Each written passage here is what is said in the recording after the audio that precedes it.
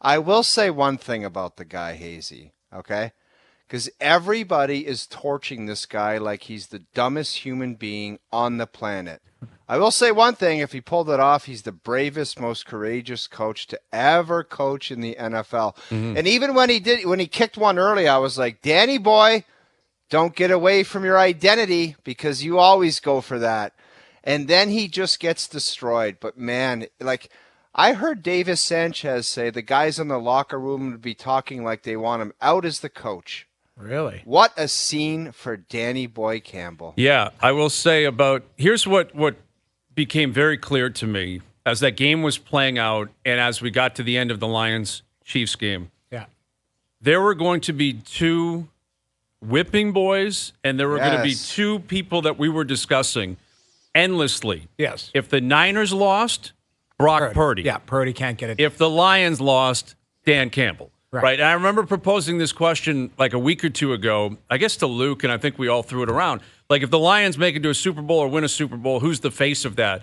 Was it Dan Campbell? Was it Jared Goff? Yeah. And we got the answer yesterday. It's Dan Campbell, because Dan Campbell is at the forefront of that. And what he is, and again, it's not even driven by analytics. Like, a lot of people are like, oh, the analytics.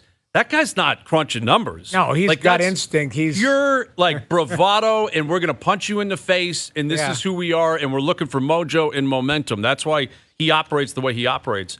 But what I will say is that there was only one situation that could play out for Dan Campbell to be in a position where people are kind of turning on him or questioning him. And that was it? And that was it. Perfect storm right having there. a 17-point lead at halftime and finding a way to choke it away, making bold decisions that were his decisions. Right. But and Hazy, it got away don't from you them. think there was a part of the game where he probably thought that he's playing, if not the most, one of the top two most sound teams in the National Football League, and maybe inside his head he thought, we got to go against the grain here, because if we just want to do normal things, they're better than us, and we have to do something different. And I know how the guys, Luke, I thought he was going to start swearing with Jay last night. He was when close. he started talking about the hot tub and throwing 2 buckets of chum in it with weights and jumping in. My wife said, "You never laugh watching sports highlights. So are you like, do you have earphones or something in?" I'm like,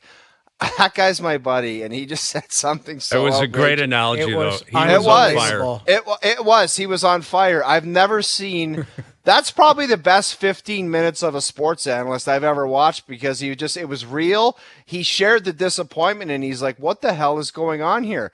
But there's just a part of Dan Campbell and the Lions where I'm like, you just kind of went with what got you there. You didn't change, and it didn't work. And when it doesn't work out, you look like an ass. Well, end of story. I agree. I think they got to the half, and I'll bet you they reiterated. Dan Campbell, the offensive coordinator, they said, listen, guys, we committed to going forward. And now that it's 24/7, we're not going to change it, because he didn't want to get to the end of the game and lose that game and look back and say we took our foot off the pedal. Right? You got to keep pushing. Fair. And the fact is, the two teams that are in the Super Bowl are the two most terrifying teams in the NFL. They scare the hell out of whoever they play. Right. The Niners did it to the Packers last week. Same thing. Packers had that game. Yeah. They got to the fourth quarter, and they choked it away because they just looked at the Niners and said, these guys keep going. They're better than us. We're going to fold. The Lions did the same thing last night. And in the AFC, it's the same thing with Mahomes and the Chiefs.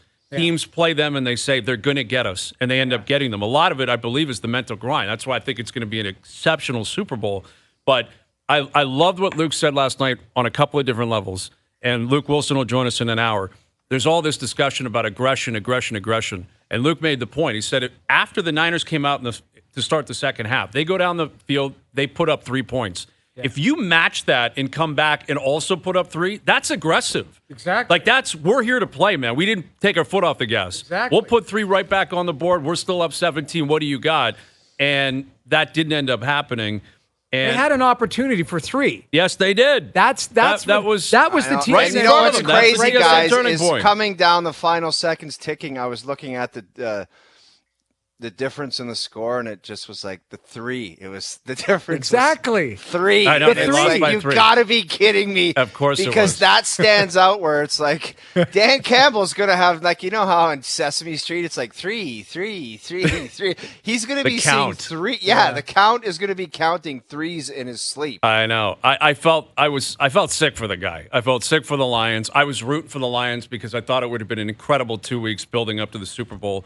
But as I was saying earlier, like leading up to that game, I saw the stat. It was scrolling on TSN last night that for the first time since 1957, the Lions won multiple playoff games.